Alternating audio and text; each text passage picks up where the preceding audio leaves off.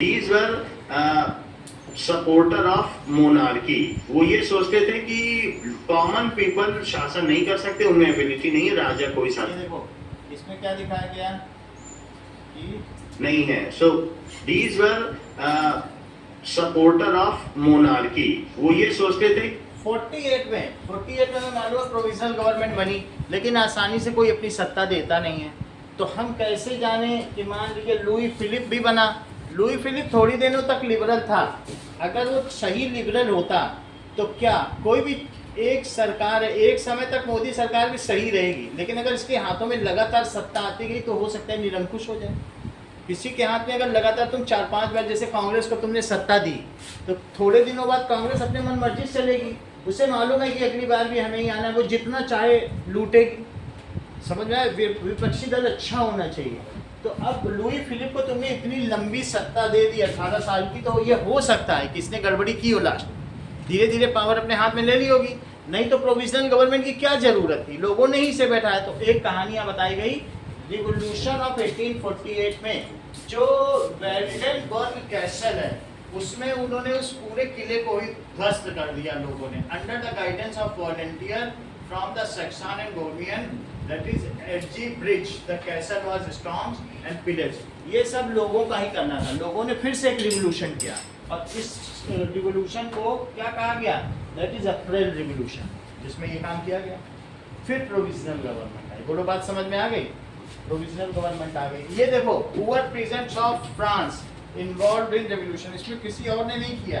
अब castle of, कहाँ का किला, वेल्डेनबर्ग, ये तुम्हारी बुक में ही दिया होगा, ऐसा कहीं लिखा होगा। तो ये काम किया गया होगा।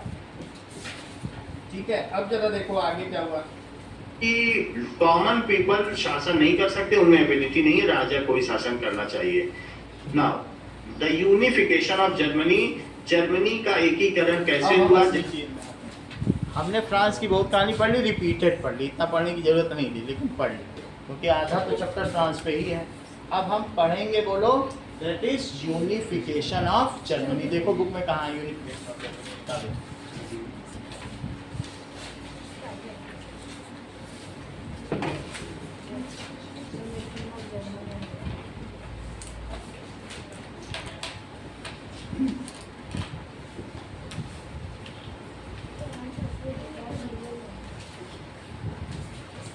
उस समय कौन राजा था वहां पर, एक पूरा अलग से पेज है यूनिफिकेशन ऑफ जर्मनी का, करीब 2-2.5 पेज इसके बारे में। चलो,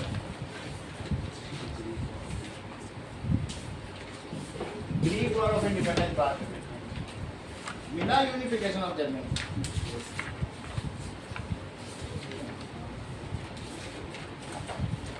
okay, that is making of Germany and Italy. याद रखो,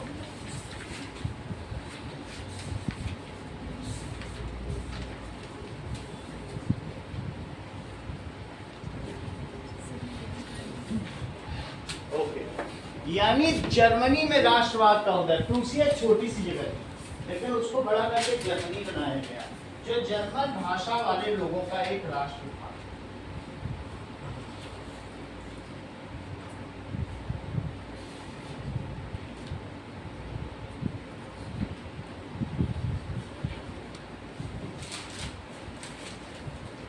देखिए,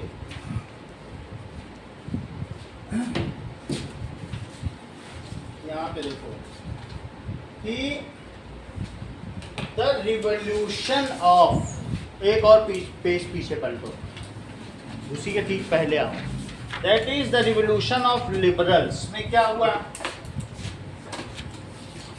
जर्मन में भी एक नेशनल असेंबली बनी और उसके इलेक्टेड मेंबर्स 831 थे। वो उन्होंने मार्च किया, कहाँ मार्च किया बताइए, कि ऑल जर्मन नेशनल असेंबली, जैसा फ्रांस में हुआ वैसे ही इलेक्टेड मेंबर्स ऑफ जर्मनी में भी आ गए थे।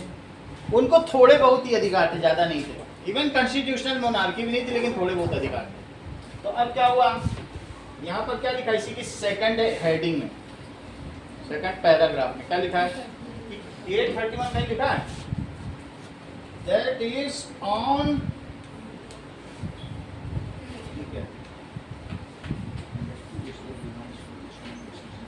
सो नाउ कॉमन पीपल, तो जो फ्रेंच रिवॉल्यूशन है वो क्या हुआ, spread through out Europe. People were demanding, क्या चाहते थे, were demanding for more rights and freedom of, और क्या चाहते थे, फ्रीडम ऑफ प्रेस। और इसी के लिए इन्होंने क्या कहा, freedom of press, freedom of association, पहले पैराग्राफ की लास्ट लाइन, फ्रीडम ऑफ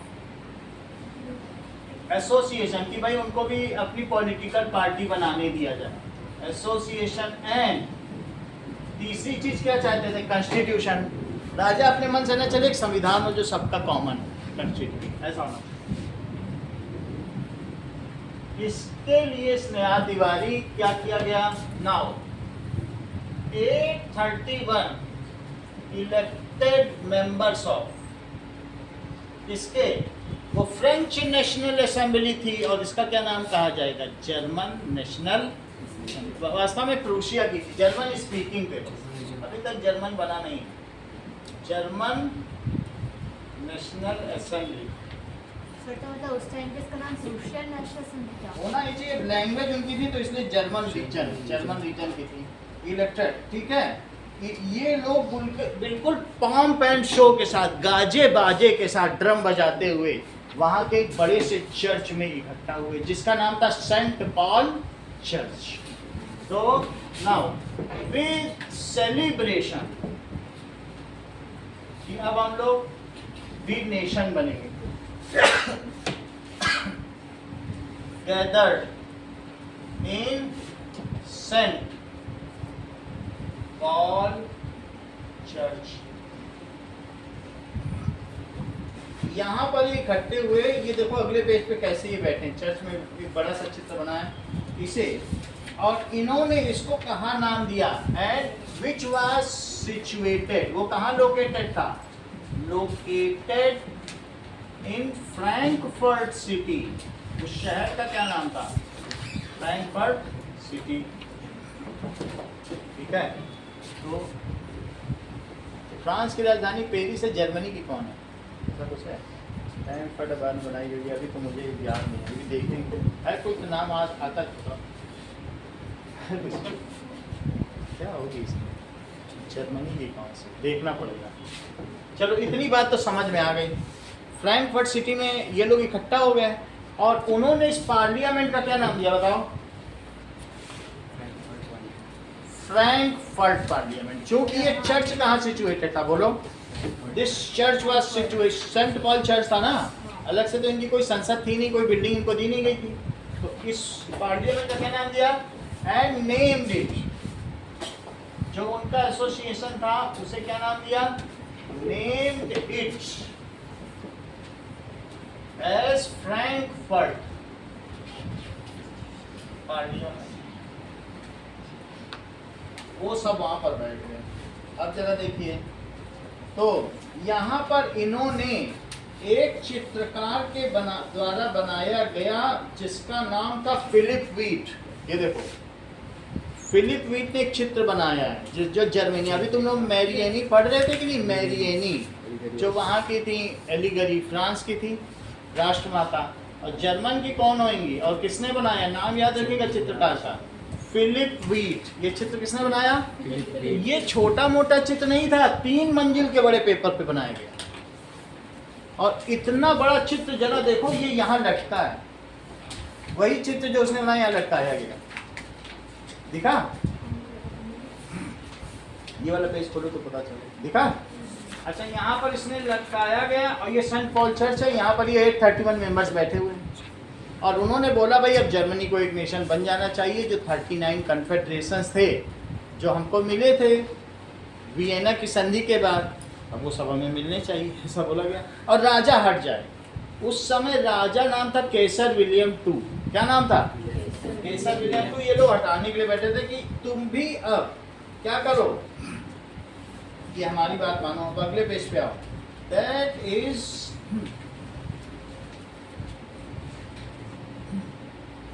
ये ओके, दे यहां पर देखिए, दे ऑफर्ड फ्रेडरिच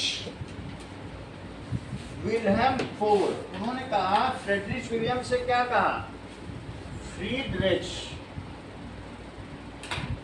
विलियम को बोला कि आप कॉन्स्टिट्यूशनल मोनार्की स्वीकार कर लो, ठीक है। Friedrich Wilhelm four to accept constitutional monarchy. अच्छा, फ्रीडरिच नाम है, अगर ये राजा बन जाए तो इसे कैसर बोलेंगे। राजा बनने पे जैसे लुई बोलने लगते थे ना उनको, वैसे इनको कैसर बोलते थे। जर्मनी में राजा का क्या नाम होता था, कैसर। एट दैट टाइम कौन राजा था बोलो, उससे बोला कि तुम, हम संविधान बनाएंगे, तुमको राजा बना देंगे, तुम तो राजा के परिवार के हो। तो इसने बोला मेरी जूती न स्वीकार करे कॉन्स्टिट्यूशनल मोनार्की, हम तो नहीं, वो गया था सबके साथ, स्वीकार नहीं किया उसने। कोई राजा के परिवार वाला क्या किसी के अंदर में, लुई ने नहीं स्वीकार किया था तो ये क्या करेगा, he denied।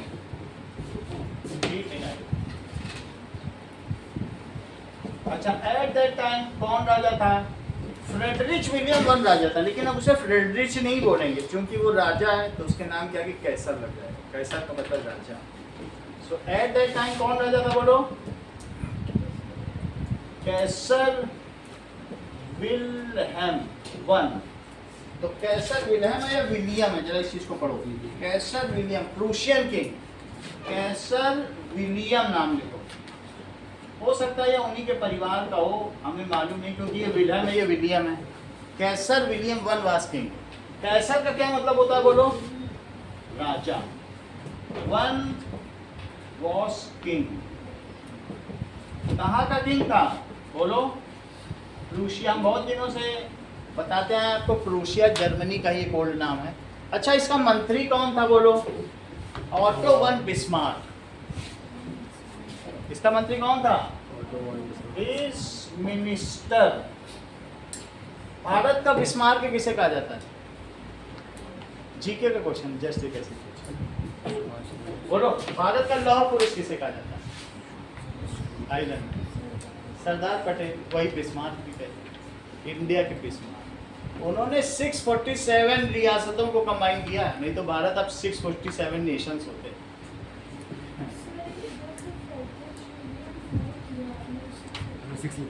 और लिखो 6 क्यों लिख रही हो, गलत लिखोगी, गलत सीखोगी। सही है, 4 है, 4 बोला तो लिख दिया 6, सही है। अब देखो फिर क्या हुआ बताइए, his minister was Otto von Bismarck. वो बहुत चतुर मंत्री था, Otto von Bismarck. He was clever minister, clever and has far vision, दूरदृष्टि थी, दूर तक देख लेता था, ऐसा था। अच्छा, और उस समय की क्या बात थी बताइए, तो इन लोगों ने क्या किया कि ऐसे टाइम पे जॉन ग्रॉटफील्ड तुमने पढ़ा है, या ग्रीम ब्रदर्स, कुछ और चीजें देखो। तो ग्रीम ब्रदर्स की कहानी है, कहीं आगे पीछे कहीं आपको मिल रही है, जिन्होंने दास वॉल लिखा था, बताओ, ठीक है। ये ग्रीम ब्रदर्स की कहानी पढ़ो। नेशनल मूवमेंट जब तक तुम नहीं जगाओगे लोगों में तो नेशन कैसे बनेगा। इन्होंने कितनी वॉल्यूम इकट्ठी की बताओ, जर्मन की कितनी, 33 वॉल्यूम, पढ़ो, ठीक है। तो ऐसे है, एट दैट टाइम मिला, वो एक टेबल बना है, बॉक्स बना है। एट दैट टाइम 2 ब्रदर्स थे, उनका क्या नाम था बताओ, Grimm brothers. That is Jacob Grimm and Wilhelm Grimm. Jacob Grimm and William Grimm, इन्होंने क्या क्या काम किया?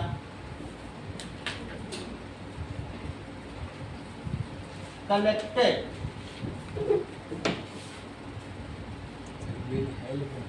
विलहेम ना, विलहेम, अच्छा विलहेम ग्रीन ने क्या किया?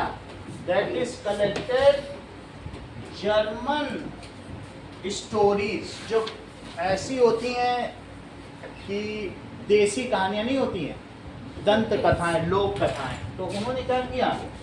दैट इज फॉक टेल्स, जो पुरानी कहानियां होती हैं, German folk tales, German fairy tales and German songs. लोक कहानियों को फॉक कहते हैं, folk tales, German fairy tales, old कहानियां, and folk songs, and published, उसे पब्लिश किया in 33 volumes. It created nationalism among 39 confederation. 39 जो जर्मन स्पीकिंग थे उनमें सब में राष्ट्रीयता की भावना आ गई। It created, क्या होगा बोलो? नेशनलिज्म आ गया, इतना काफी है। Nationalism in 39 confederations. They wanted to make a single nation as Germany. वो चाहते ही थे, लेकिन वो अलग अलग देशों के पास थे। उनमें से कुछ हिस्सा नीदरलैंड कब्जाए हुए था, कुछ इसमें से ऑस्ट्रिया कब्जाए हुए था, और कुछ और भी है। इसमें देखेंगे फ्रांस, इसने 3 बार लड़े हैं। किसने लड़े बताओ? ऑटो वन बिस्मार्क में भी, वीडियो में भी बताया जाएगा। इसने 3 बार लड़े, कितने सालों में? 7 सालों में। 7 सालों में 3 युद्ध लड़े, तीनों जीत लिए, और 39 को एक साथ मिला दिया। यही यूनिफिकेशन ऑफ जर्मनी। समझ में आ गई बात कि नहीं? तो अब ये 39 confederation, they are German speaking. ये सब कैसे थे? These were German speaking.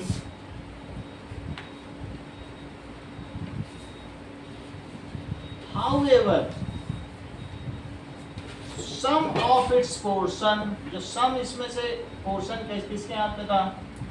Was under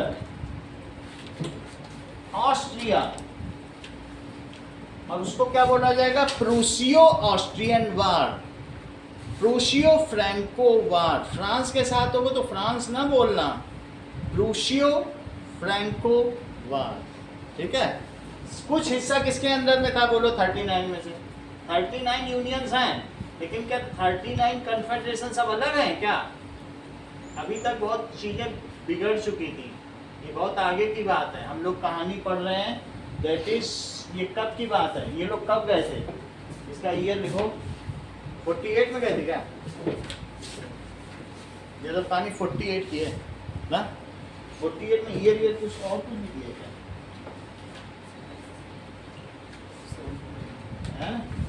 18 मई 1848। 48 बहुत आगे हो जाता है। कहाँ नेपोलियन जीता था? 15 से 48 तक तो कहानी बहुत बदल गई। 35 साल हो गए। तो कब हुआ ये? 18 मई और 1848। समझ में आ गई बात की नहीं? तो यहाँ तक की बात हो गई। कुछ पोर्शन किसके अंडर में था बोलो? कुछ नीदरलैंड, नीचे फ्रांस पड़ता है, तो कुछ किसके अंदर में था? और मैप में तुमने देखा था इधर ऑस्ट्रिया पड़ता है, ऊपर कौन पड़ता है? प्रूसिया। तो प्रूसिया का कुछ पे कंट्रोल रह गया था, लेकिन अभी भी तो कईयों पे नहीं था ना। 39 में से कुछ के हाथ में, सबके अलग अलग हाथों में था। ये क्या चीज है बोलिए?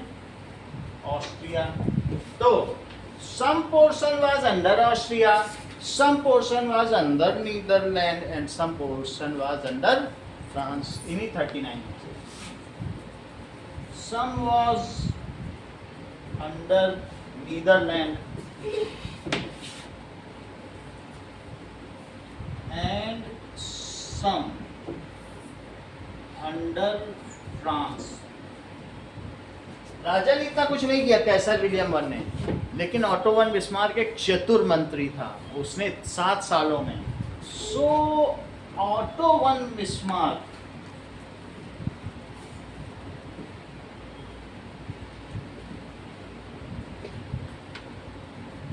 विद हिज पॉलिटिकल जो मैनशिप होती है, अपने क्लेवरनेस की वजह से, हैज, ठीक है, fought 3 long wars, 3 long wars of 7 years। क्या आपकी बुक में ये चीज कहीं लिखी है? पढ़ने में आ रही तो बताओ कहाँ लिखा है। और तीनों राष्ट्रों के नाम बताओ, मैं कंफर्म करना चाहता हूँ क्या यही 3 है? ऑस्ट्रिया, लो इसे बदलो, अब नीदरलैंड नहीं है, क्या है? इसके ऊपर में डेनमार्क है, नीदरलैंड के ऊपर में डेनमार्क, सही है? 3 राष्ट्रों की तरफ नीदरलैंड के ठीक ऊपर है। 7 years इट वाज, कहाँ पे लिखा ये चीज?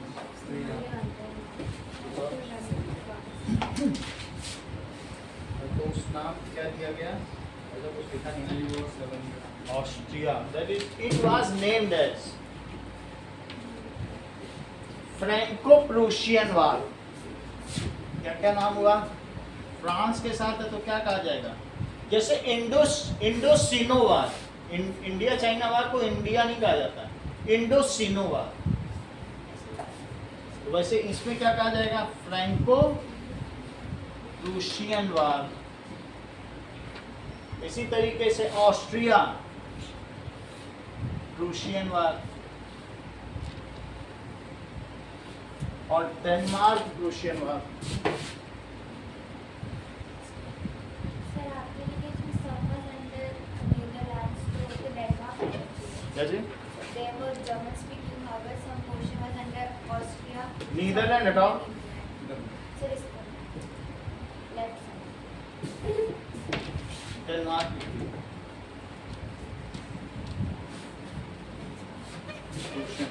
अच्छा, इसके बाद क्या होगा? That is Prussian army won and now German was unified। ठीक है, 4 नंबर में क्वेश्चन आएगा, इतना सब तुम्हें लिखना है, सही है? प्रूशियन आर्मी क्या हुई?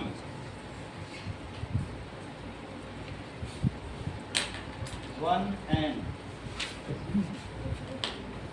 अब क्या हुआ? उसके बाद जर्मनी वाज यूनिफाइड। अच्छा, यूनिफाइड हुआ तो बोलो राजा कौन बना? किसने लड़ाई जीती? क्या प्रूशिया ने जीती? तो प्रूशिया का राजा कौन था? कैसर विलियम वन, वही राजा बन गया जर्मनी का। सो कैसर विलियम वन ये भी यूनिफाइड हुआ है। मेरा ये कहने का मतलब नहीं है कि यहाँ पर अभी रिपब्लिक आ गया, उसके भी 1870 के बाद सब जगह रिपब्लिक आएगा। अभी तो 48 की घटना बता रहा हूँ, 48 के बाद 7 साल और ले लो, रिपब्लिक आसानी से नहीं आया। यूनिफाई तो हो गया ना, फिर वहाँ के लोग लड़ के बाद में चुनाव करवाने के, बाद में अब चुनाव होने लगे। जर्मनी में भी अब चांसलर होने लगे, जैसे नेपोलियन ने खुद को चांसलर बोला था। तो कैसर विलियम, और बोलो कैसर विलियम कहाँ का था? became king of unified Germany and auto von Bismarck जो था वहाँ उसका मिनिस्टर बना दिया गया। सही है, वो किंग बन गया, उसको लिखो प्राइम मिनिस्टर बनाया गया। पढ़ो कहीं लिखा प्राइम मिनिस्टर बना, उसके बारे में कुछ नहीं लिखा, कुछ नहीं लिखा। चलो इतनी बात हो गई।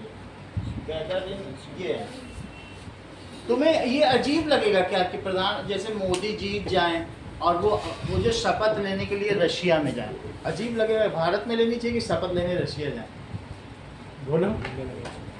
लेकिन यहाँ यही हो रहा है, वो जर्मनी बनाया, अब बोलता है जा करके लुई 18 से तुम्हारा महल बहुत अच्छा, मुझे शपथ लेनी है। फ्रांस में क्या दिलवा दोगे? पहले सब वर्सलीज के विंटर हॉल में शपथ। पढ़ो, चित्र बना, चित्र तो देखो, मिला चित्र है ना?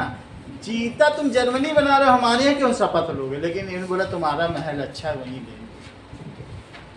फिर क्या हुआ? यूनिफाइड जर्मनी, एंड इन्होंने क्या ली और proclaimed German empire in hall of Miller and Versailles and proclaimed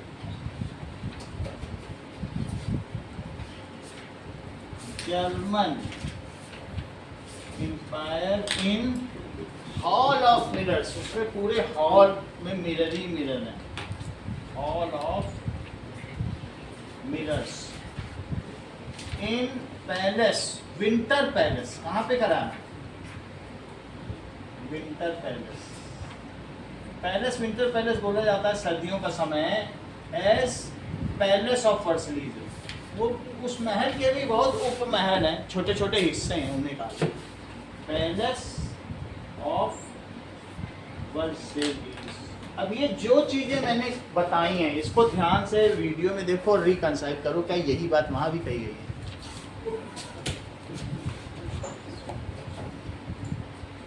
Germany में राष्ट्रवाद का कैसे उदय हुआ? Age of Bismarck. यहाँ के मिनिस्टर बिस्मार्क ने इसमें बहुत योगदान दिया। It is from 1815 to 1871 that the कब से कब तक हुआ? 1815 से ये सब स्पार्क हुआ, 1815 to 1870। ठीक है, that is nationalism in Germany. Unification बताना, फिर नेशनलिज्म भी आएगा, नेशन बनेगा, फिर रिपब्लिक भी आएगा। आगे की बात करो। अब बिस्मार्क, इसे कहते हैं एज ऑफ बिस्मार्क। ये सारा समय बिस्मार्क रहा, बहुत लंबे समय तक शासन किया है। जैसे मैंने कहा सरदार वल्लभ भाई पटेल ने जो काम किया, 39 स्टेट को मिलाना कोई आसान काम तो नहीं। Unification of Germany has taken place. जो पहले का प्रूशिया है वही जर्मनी बन गया, और उस समय 39 स्टेट्स थे जो एक तरीके से यूनिफॉर्म इकोनॉमी में थे। अब आगे की बात करो, ये नई चीज बता रहा है। जो पहले का प्रूशिया है वही अब जॉल्वरीन समझेंगे। जॉल्वरीन वो बुक में निकालो, कहाँ है जॉल्वरीन? जॉल्वरीन का क्या मतलब है? उनमें अब फ्री व्यापार आ गया, और उसे क्या कहा गया बताइए? That is Zollverein. ठीक है, तो उसी में पढ़ो। जर्मन स्टेट हो गई,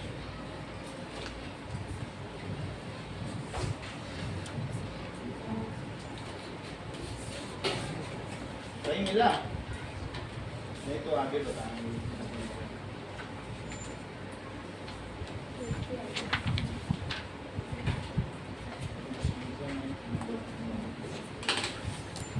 कोई बात नहीं, इसको लिख लेते हैं। ये जो 39 स्टेट्स थी, इनको क्या कहा गया?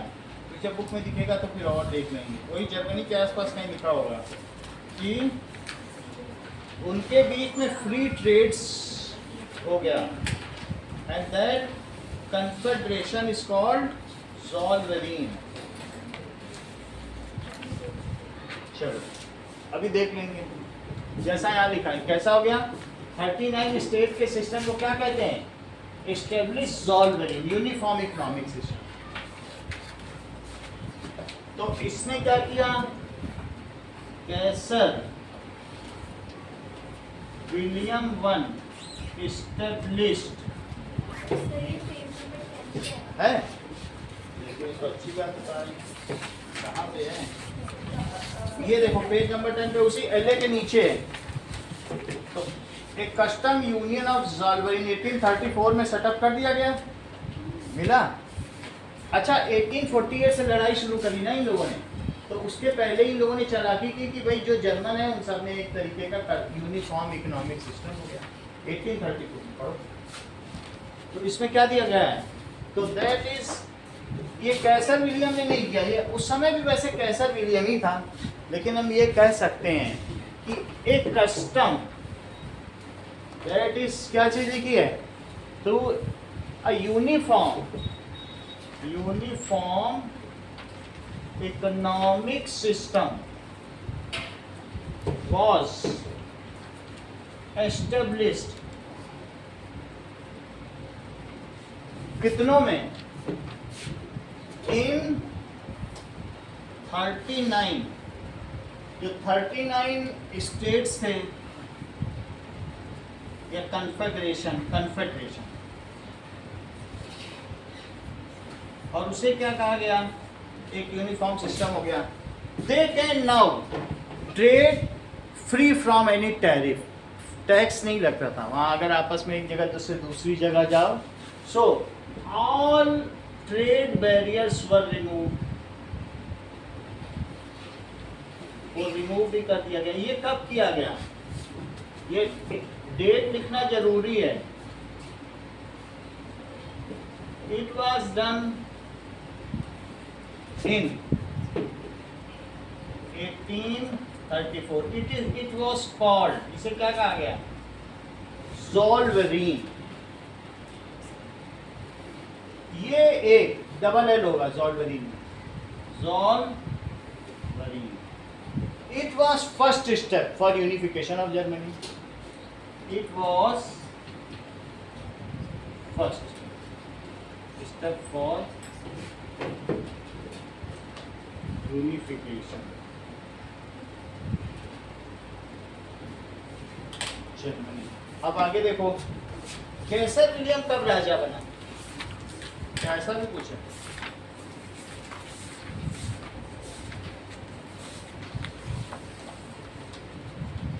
ठीक है, 1885, ये तो आर्टिस्ट ने बनाया है। तो ये एंटोन वॉन वर्नर की बनाई हुई पेंटिंग है। वर्नर की पेंटिंग है ये जो दिखाई है, सब पेंटर बनाते हैं। कितनी बड़ी, वो नीचे लिखा भी है, 2.7 मीटर बहुत बड़ा होता है, इतने बड़े में बनाए। और प्रेजेंटेड बिस्मार्क ऑन द 73, ये डेट तो नहीं लिखी कब हुआ, 71 में बना। कब हुआ, 1871, सही है। अब टाइम लाइन लिख रहे हैं कि व्हाट इज द क्रोनोलॉजी, ये जो चीज हुई है इसे याद करने के लिए एक लाइन में लिख रहे हैं कि क्या क्या घटनाएं घटी। बता देंगे अभी हम, आज मैसेज कर देंगे, ठीक है।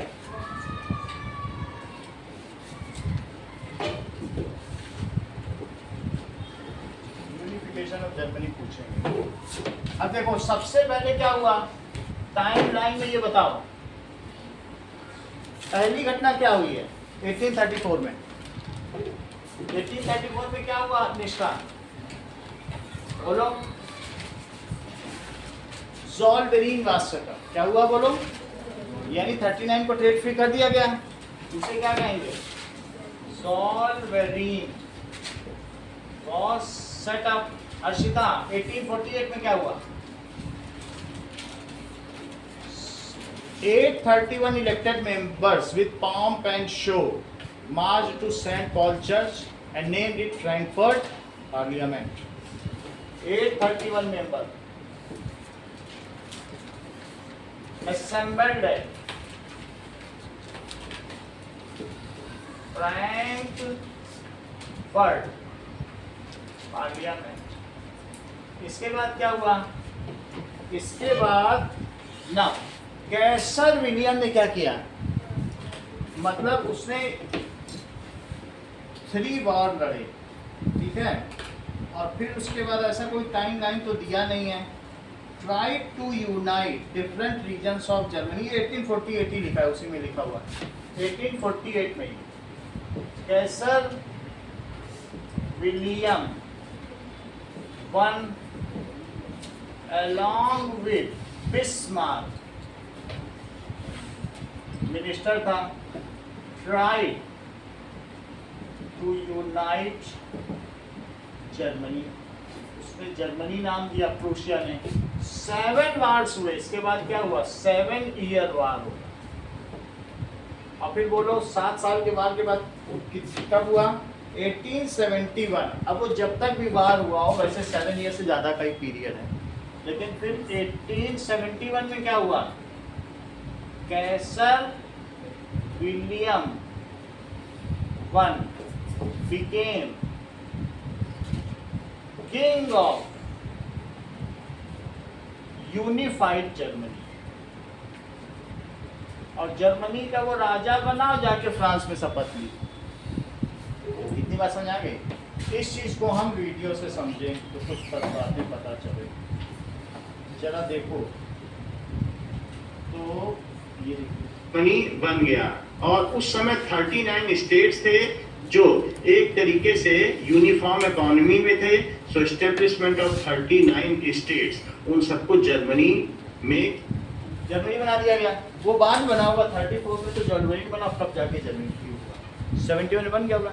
ये ग्रीम ब्रदर्स हैं, एक जैकब ग्रीम है, दूसरे विलियम ग्रीम है। इन लोगों ने क्या किया, 33 वॉल्यूम्स में सारी जर्मन लोक दंत कथाएं, परी कथाएं और लोक कविताओं, लोक कथाओं का संकलन किया और लोगों में बंटवाया। इससे लोगों में नेशनलिज्म की फीलिंग आ गई। ग्रीम ब्रदर्स का काम इसमें मायने रखता है। हर जगह किया गया एकीकृत। ग्रीम ब्रदर्स ने इसमें फॉक टेल्स इकट्ठा की और लोगों को जागृत किया कि कैसे राष्ट्रीयता आ सकती। ये देखो, ये कौन है, ये मुझे लगता है बिस्मार्क होंगे, विलियम वन। ये कैसर विलियम वहाँ के कौन है, राजा है, ठीक है। This is Kaiser William one. इनका इतना योगदान नहीं है, इनके मंत्री का ज्यादा योगदान है। The common ethics, the common culture, people can be Germany, that is the nation Germany. Kaiser William two वहाँ का किंग था विलियम वन, जिस समय जर्मनी का यूनिफिकेशन हो रहा था। So this is the picture of Kaiser William two, the king of Prussia. William one है। अब देखो, प्रूसिया ने ही जर्मनी को एकीकृत करने की, यूनिफाई करने की कोशिश। ये तुम जानते हो ये क्या है, ये फ्रैंकफर्ट, ये सेंट पॉल चर्च है। किस शहर में स्थित है, फ्रैंकफर्ट सिटी में सेंट पॉल चर्च है। क्या तुम इसका इंटीरियर देखना चाहोगे? इसकी, this is Saint Paul church where the meeting of German National Assembly was ये held। ऊपर से तो इस सेंट पॉल चर्च का ओवरव्यू है जो बर्लिन में प्रेजेंट है। हाँ, बर्लिन में आगे now it is the interior view of Saint Paul church. ये ठीक है। तो ये जर्मन पार्लियामेंट वहाँ पर है, फिर बाद में बनी होगी। ये तो एक चर्च है, चर्च थोड़ी ना पार्लियामेंट होती है। यहाँ तो वो लोग बैठे थे, यही सेंट पॉल चर्च है, इसी में वो बैठे थे। इसी का चित्र तुम्हारी बुक में बैठों के साथ है, ये बिना बैठे के साथ है। इसी में जर्मेनिया, क्या तुम मुझे बताओगे निष्ठा, जर्मेनिया की पेंटिंग किसके द्वारा बनाई गई है? कहीं तुम फिलिप वीट का नाम तो नहीं लेना चाहती? मुझे पता चल गया था, जैसा कि निष्का ने बताया कि जर्मेनिया की पेंटिंग किसके द्वारा बनाई गई है, फिलिप वीट। एक बहुत लंबी चौड़ी बैनर का पेंटिंग है और उसी को यहाँ 20 में लटकाया गया। तुम रिकंसाइल करो अपनी बुक से, क्या यही चित्र है? बिल्कुल यही चीज़ है, ऊपर उसमें लटका होगा और बीच में बैठा होगा, है यही सब चीज़ की नहीं? चलो, तो ये फ्रैंकफर्ट पार्लियामेंट है, जो कि फ्रैंकफर्ट सिटी, पढ़ लो इस चीज़ को। सेंट पॉल चर्च कहाँ पर है? फ्रैंकफर्ट सिटी में है। अब आगे देखो, जिसमें वहाँ के 831 इलेक्टेड मेंबर्स इकट्ठे हुए और उन्होंने जर्मनी नेशन की अवधारणा प्रस्तुत की। अब ये देखो, शोध पे और उन्होंने जर्मनी नेशन की अवधारणा प्रस्तुत की। यहाँ कोई नाम नहीं। So these were the concept of contribution of Grimm brothers, who contributed a lot towards unification of Germany. Folk tale उन्होंने इकट्ठा की, बहुत सारे कल्चरल चीजें इकट्ठा की। How were liberty and equality to be denied? एक और नाम तुम्हारे में आएगा, इनका नाम हटाया नहीं जा सकता। इसे निकालो, कार्ल वेकर। तो कार्ल वेकर का तुम्हारे में कहीं बॉक्स है, काम किया जाए। यस, इन्होंने कहा कि वुमेन क्या करती है कि मेन को हमने स्ट्रॉन्गर, बोल्डर कह दिया है, फीमेल को वीकर और टिमिड कहा है। लिखा कार्ल वेकर का, निकालो, ये इधर है, ये दिख रहा कि नहीं? इसमें क्या लिखा गया है? फीमेल को तो तुम टिमिड कह रहे हो, लेकिन अगर उसको तुम शिक्षा ही नहीं दोगे तो फीमेल काम क्या करेगी? तुमने उसे घर में रखा है, शिक्षा तो दी नहीं है, और तुम stronger, you should give her some chance, ठीक है, उसे मौका दो to get educated, then only she can prove. You are keeping her at home, how can you then proclaim that she is timid? ये किसने बताया? बोलो किसने बताया? देखने लग जाती है।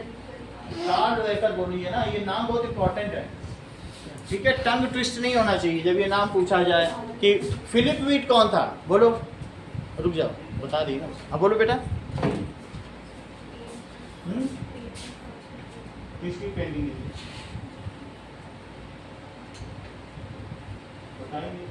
चीजें ही भूल जा रही हो। अच्छे डॉक्टर को दिखाओ। सही है, यहाँ तक की बात हो गई। तो अब इसने क्या बताया कि इन्होंने बताया वो फेमिनिस्ट थे, जो फीमेल के बारे में उनके अधिकारों की चर्चा करते हैं, उनको क्या कहते हैं? फेमिनिस्ट। तो कार्ल वेकर कौन थे? फेमिनिस्ट। जो पुरुषों के अधिकारों की चर्चा करें उसको मैस्कुलिनिस्ट कहते हैं, और जो ट्रांसजेंडर के अधिकारों के तो ट्रांसजेंडरिस्ट कहेंगे, लेकिन जो फेमिनिन का करे तो फेमिनिस्ट। लिखा है बोल्ड लेटर में कि वो फेमिनिस्ट थे। तो ये भी बात यहाँ कही गई कि इसलिए इन्होंने लास्ट में लिखा it is undesirable to deny political rights of female. Female को भी पॉलिटिकल राइट्स मिलने चाहिए और उनको भी सांसद बनाना चाहिए, ऐसा कहा। अब आगे देखो, इस तरह से जर्मनी को किया। So these were the philosopher who have contributed a lot. ये देखो, this is Frankfurt parliament held in Saint Paul church. अभी पीछे के चित्र में यही चीज अब भरी हुई है जो तुम्हारी बुक में है, जिसमें वही 831 मेंबर्स है, और ऊपर देखो जर्मनिया की पेंटिंग टंगी हुई है, ये चीज है। और जर्मन का फ्लैग भी कितना बड़ा बड़ा ट्राई कलर्ड है, वो टंगा हुआ है। जर्मन के फ्लैग में कौन से 3 कलर दिखाए गए, जरा चेक करके बताओ। बोलो। Black, yellow and red. यही है, ब्लैक येलो एंड रेड का ही है। ऊपर देखो सब लटके हुए हैं। आगे देखिए, दिखाया गया कि Saint Paul church Frankfurt city में था। वहां पर एक जर्मेनिया की बहुत बड़ी तस्वीर लटकाई गई कॉटन में। और ये देखो Sneha Tiwari, this is auto von Bismarck. ये कौन था? मिनिस्टर था। राजा कौन था? कैसर विलियम वन। जो 831 मेंबर्स थे उन्होंने किसको प्रपोज किया था कि तुम कॉन्स्टिट्यूशनल मोनार्की स्वीकार करो? Friedrich William Ford. किसको बोला था? चलो, ये ऑटो वन बिस्मार्क, उसका चतुर मंत्री। अब देखो, auto von Bismarck it was the minister of Prussia. तो ये कौन है? जिसने यूनिफिकेशन ऑफ ये जर्मन की जर्मेनिया, जैसे भारत माता होती है, राइन नदी के किनारे, ये देखो, ये रक्षा करती, राइन नदी की रक्षा करती हुई और जर्मन की रक्षा करती, उसको दिखाया गया। इसकी तलवार में लिखा हुआ है कि हम शांति के पुजारी हैं, लेकिन जब कोई आक्रमण करता है तो हम उसे छोड़ते नहीं। इसके सर पर जैतून की पत्तियां लटकी हुई, ठीक है? तो ये दिखाया जा रहा है that is olive leaves, okay leaves है ना, ओक लीव्स लगी हुई। तो ये चीज यहाँ पर दिखाई जा रही है, उसी कलर में है। आप देखो, येलो कलर है, ब्लैक भी होना चाहिए, ब्लैक नहीं है तो कोई बात नहीं, येलो है, रेड है, सही। और इसके पास एक शील्ड है जो ब्लैक कलर, उन्हीं कलर में शील्ड। तो ये जर्मेनिया है, जर्मन की एलिगरी। एलिगरी का मतलब रूपक। जैसे यहाँ भारत माता है, वहाँ जर्मेनिया है। और फ्रांस की कौन है? भूल ही जाती है छोटी छोटी चीज, इनको याद कराना ही मुश्किल है, दिमाग में चीज ही भूल जाएंगे तो हम क्या कर पाएंगे? टीचर की गलती थोड़ी है। रिटेन तो तुम्हें ही जर्मनी करना में है। मदद की। This is the allegory of nation Germania. तो एक स्त्री के रूप में दिखाया गया है, देवी के रूप में, and these were the symbol used ऐसा भी तुम्हारी बुक में कोई डायग्राम है जिसमें जर्मन फ्लैग है, जिसमें एक तलवार है, जो जर्मेनिया मुकुट पहने, और ये देखो ओक लीव्स का मुकुट, टूटी हुई बेड़ियां, और ये ऐसा दिखाया गया है कि गरुड़, ईगल उसकी रक्षा करता हुआ। ऐसा तुम्हारी बुक में है क्या? तभी यही दिए हुए है ना, ये देखो इनकी बुक में है, आप लोग देखो। That is all symbols are used that we will free Germany, unify Germany. ये इसकी शक्ति का प्रतीक है, यही चीज है, सिंबल्स। आगे देखो, Now this is the symbol used for nationalism in Germany. ये 3 कलर का फ्लैग भी देखो, ब्लैक, रेड, येलो। की जर्मनी ने फिर प्रूशिया के, कुछ रशिया के और ऑस्ट्रिया के पार्ट्स को मिलाकर ये कैनवास पेंटिंग बनाई गई। ये देखो, यही वो पेंटिंग थी जो फ्रैंकफर्ट पार्लियामेंट में टांगी गई। समझ में आया? आप चाहे तो रिकंसाइल कर सकते हैं। और ये किसने बनाई है बताइए दिव्या? याद नहीं रख पा रही, बताओ किसने बनाई है? फिलिप बीच। किसने बनाई है? कार्ल कैस्पर फ्रिज ने कौन सी पेंटिंग बनाई है? Liberty of tree. याद करो। अब कितने तरीके से बता दें कि याद हो जाए। तो वो रिटेंटिविटी तो आप में होनी चाहिए ना। मुझे रिटेन करो, चित्र से भी बता रहे सब तो आप रिटेन तो करो, ठीक है? अब जरा देखो, ये किसने बनाया? सेना। सही है, फिलिप बीट ने बनाई और यही वहां पर टंगी थी फ्रैंकफर्ट पार्लियामेंट पे, ठीक है? अब आगे देखो, ये वही तलवार भी है, जर्मेनिया एलिगरी ऑफ नेशन। ये पेंटर कौन था? Philip Veit, artist. Cotton canvas पर बनाई गई और चर्च में टांगी गई। अब आगे की बात है, जर्मनिया की जो फ्रैंकफर्ट चर्च में लटकाई गई, जिस समय वहां पर 831 इलेक्टेड मेंबर्स अपनी मीटिंग कर रहे थे, तो ये लटकाई गई और वहीं ये शपथ ली गई, ओथ ली गई कि हम जर्मनी को, जिनका कॉमन एथिक्स है, एकीकृत करेंगे, यूनिफाई करेंगे। And ultimately Victor Emmanuel two, देखो विक्टर इमैनुअल 1 है, कैसर, वो जो विक्टर इमैनुअल नहीं, अभी कैसर विलियम कौन है? कैसर विलियम ने खुद को राजा घोषित कर दिया और वो विंटर पैलेस में ना किंग ऑफ इटली लिखा है। हाँ? किंग ऑफ इटली लिखा है। फिलिप इमैनुअल 1 है विक्टर इमैनुअल, ठीक है? क्या चीज? किंग ऑफ इटली लिखा वो गड़बड़ है। विक्टर इमैनुअल का आगे कहानी आएगी, ये तो गड़बड़ नहीं है। अब आगे देखो, along with the contribution of Otto and Bismarck, unified, Germany was unified. Otto and Bismarck ये was देखो, ऑटो वन बिस्मार्क, ये भी चित्र तुम्हारे में बना हुआ है। और कहाँ बना है देखो, इसमें दिखाया गया जब उसने जर्मन पार्लियामेंट में जीत लिया, सबको यूनिफाई कर लिया और जो सांसद जीत के आए उन पर कोड़े बरसाता हुआ कि नीचे छिप के बैठना, सर दिखेगा तो मार देंगे। फिर पावर आने के बाद फिर कोई वो नहीं रहता है, तो इसने टॉर्चर करना शुरू कर दिया। जो वहाँ पर इलेक्टेड मेंबर्स थे ना, ये इतना डोमिनेटिंग था, फिर ये किसी की नहीं सुनता था, वो किंग का ही रूल हो गया। 831 मेंबर्स ने सब कुछ किया, जर्मनी का यूनिफिकेशन हो गया, लेकिन उन 831 मेंबर्स को क्या मिला? रूल तो मोनार्की का ही रहा। वो वहाँ जहाँ बैठे हैं वो कोड़े बरसाता हुआ, कुछ मिला उनको? क्या नेशनलिज्म आया? वो लड़ते रहे होंगे। फिर लास्ट में जब मैंने 71 किया तो वहाँ पर जाके 1870 में फ्रांस में नेशनलिज्म आया, 71 में वहाँ यहाँ रिपब्लिक आया। रिपब्लिक का मतलब चुनी हुई सरकार। अभी तो राजा बना है, बोलो बात समझ में आ गई?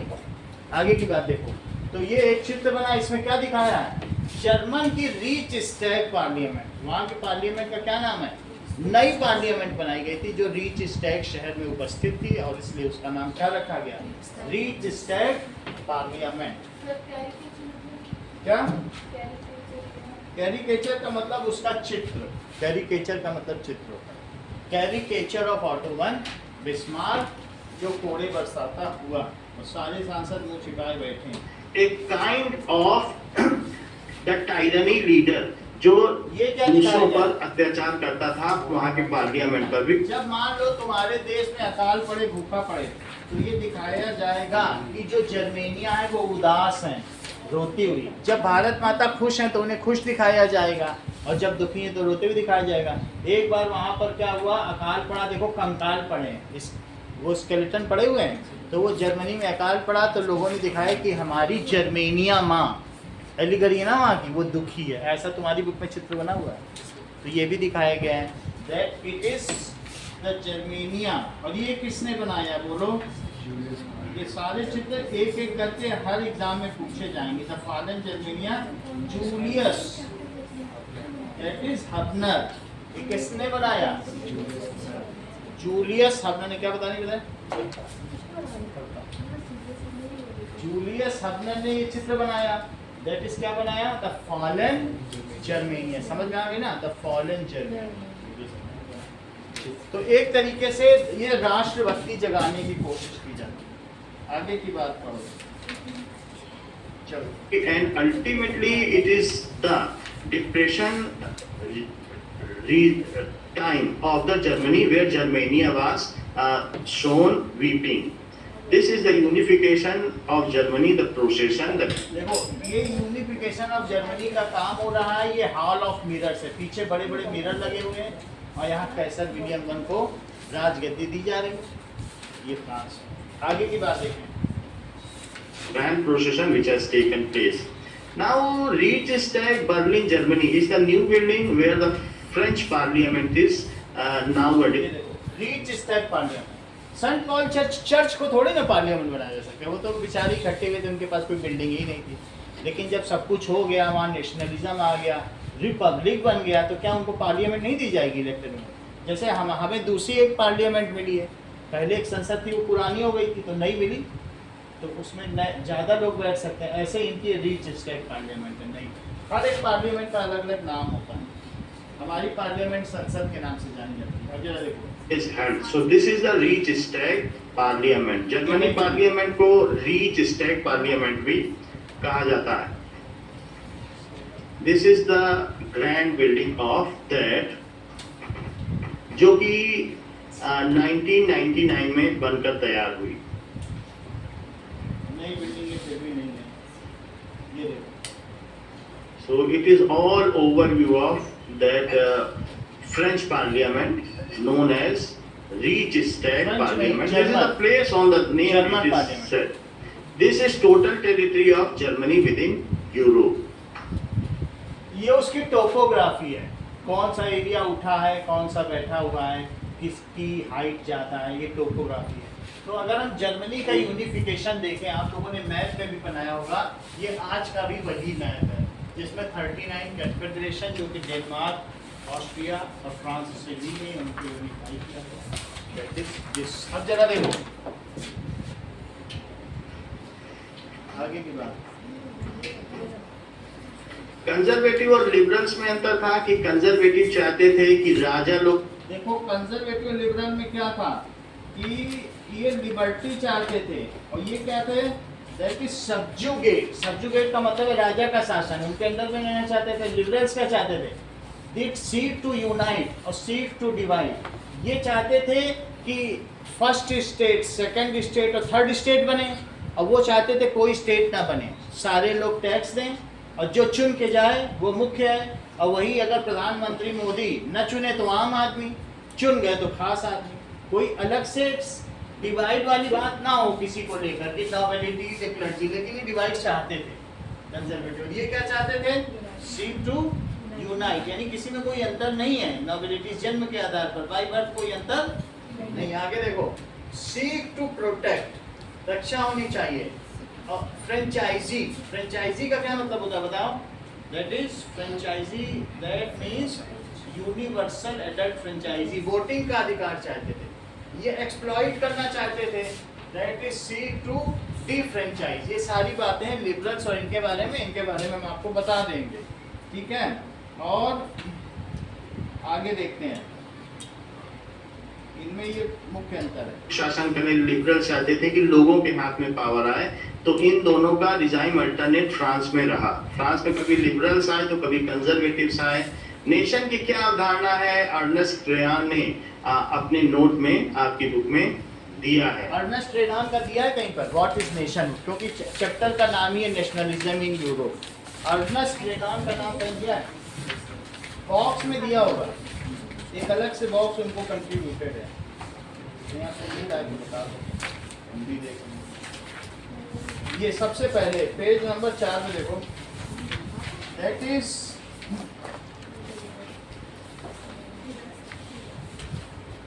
What is nation is the culmination of. कोई भी देश नेशन कब बनेगा, समझ लो, अगर नेशनहुड सक्सेसफुल कब है बताओ, समझो इस चीज को। नेशनहुड कब सक्सेसफुल है, अगर दान में दे दिया जाए तो नेशनहुड सक्सेसफुल है। पाकिस्तान दान में बना दिया, बात समझो इस चीज को। पाकिस्तान ने क्या कोई संघर्ष किया है, नहीं, तो उसे क्या कहेंगे बताइए, ठीक है। अब आगे देखिए, ये पाकिस्तान किसमें बना है? जिन्ना ने बनवा दिया। तो जब उनके अंदर वो कीमत नहीं है, अब वहां पर कभी मिलिट्री रूल कर रही है, कभी कोई रूल कर रही है, इतनी बात तो तुम्हें समझ में आ गई कि नहीं? चलो यहां तक बात हो गई। That is it is the culmination of long past endeavour, long past history. हम लोगों को मालूम है, हम भी मिलते हैं, मद्रासी से मिल जाए, तमिल से, हमको मालूम हमने खून बहाया है अंग्रेजों के खिलाफ, तब आज़ादी मिली है। तो ये हम ऐसे खो नहीं सकते। हमें मालूम है कि किसको वोट देना है, किसको नहीं देना है, कीमत क्या है आज़ादी की कीमत। बट अगर हमको सिंपली दे दे कोई नेशन बना के, then that nation will not survive. जिसकी कॉमन हिस्ट्री ना हो, कोई कॉमन सेक्रीफाइस ना हो, वो नेशन सर्वाइव कर सकेगा? वो आसानी से खो दिया जाएगा। अब आप ये देखो कि उन लोगों ने, अमेरिकन ने सद्दाम हुसैन को मार डाला इराक में, और उनको क्या दे दिया? बोलो इराकियंस को बोला तुम नेशन हो, रक्षा करो, हम जा रहे हैं। आसानी से रिबेलियन आ गए, आतंकवादी, उन्होंने इराक पे कब्जा कर लिया। तुमको अगर कोई आज़ादी दे दे तो वो आज़ादी तुम्हारे पास ज़्यादा देर तक नहीं रहेगी। और तुम अगर फीमेल हो, लड़ के आज़ादी लो, झंडा निकाल के यहाँ गोली मारो, वो आज़ादी ज़िंदगी भर रहेगी। और तुमको कोई दे दे ये तुम्हें आज़ादी मिली, हमने इनसे सुरक्षा कर ली, अगले ही दिन चली जाएगी। कभी भी वो जो लिबर्टी सेक्रीफाइस से पाई जाती है, ईरानियन औरतें हैं, उनका एक बाल दिख गया था बुर्का के बाहर, उसके बाद उसका गर्दन काट दिया गया। ये एक बाल दिख गया इस लेडी का, एक बाल, इसने तो पूरा शरिया खराब कर डाला, उसका सर काट दिया एक बाल। अफगानिस्तान में इतनी उंगली दिखती है तो हाथ काटा जाता है, लिपस्टिक मुंह पे लगी तो पत्थर रगड़ा जाता है। ये अफगानिस्तान का है। वो लोग कभी लिबर्टी पा नहीं सकते। क्यों नहीं पा सकते? क्योंकि वो लड़े ही नहीं है। उनको कोई दे भी देगा। अब नई चर्चा चली, जहाँ जहाँ औरतें हैं वहाँ की खिड़कियाँ चुनवा दी जाए, बाहर की हवा उनको नहीं लगनी। तो ये चीज़ भी हो रही है। तो नए नए रूल लगाए जाएंगे, उनके सारे नियम ले लिए जाएंगे। बोलो बात सही कि नहीं? और तुमने लड़ के पाया हो। भारत की क्या आपने नागपुर इन सब की अभी इंडियन वो नहीं देखी, जब हम लोगों ने फ्रीडम फाइटर्स, औरतें निकली हैं सड़कों पर, तो इसलिए वो लोग अपने अधिकारों के लिए भी लड़ी। यहाँ की औरतें भी सचेत हैं। ये बात अर्नेस्ट रेनन ने कही। अर्नेस्ट रेनन क्या कह रहे हैं कि लॉन्ग पास्ट एंडीवर, बहुत लंबा प्रयास चाहिए अगर आप नेशन बनाना चाहते हो। It is not an easy thing to make. ठीक है, आपका सेक्रीफाइस चाहिए, कॉमन एथिक्स चाहिए। तुम में और एक मद्रासी में भी कुछ चीज़ें कॉमन होंगी। तुम क्यों सीख रही हो भरतनाट्यम? यू आर इंस्पायर्ड, क्योंकि एक इंडियन है, नहीं तो ना सीखती। कुछ लोग कथक सीखते हैं, लखनऊ का कथक सीखते हैं। क्यों सीखते हैं? Yes, it is Indian culture and we are motivated with this culture. Rajasthani नृत्य सीख रहे हैं तो कोई कहीं का सीख रहा है, कोई कुचिपुड़ी सीख रहा है। क्यों सीख रहा है? कोई भरतनाट्यम सीख रहा है। या तो हम लोगों का एक कल्चर है जिसको हम रिस्पेक्ट करते हैं। We respect our diversity, we have sacrifice for those and we agree to live together. यही चीज नेशन की अवधारणा है। बोलो बात समझ में आ गई कि नहीं? इसी बात को अर्नेस्ट रेनन ने इतनी ही रह गया।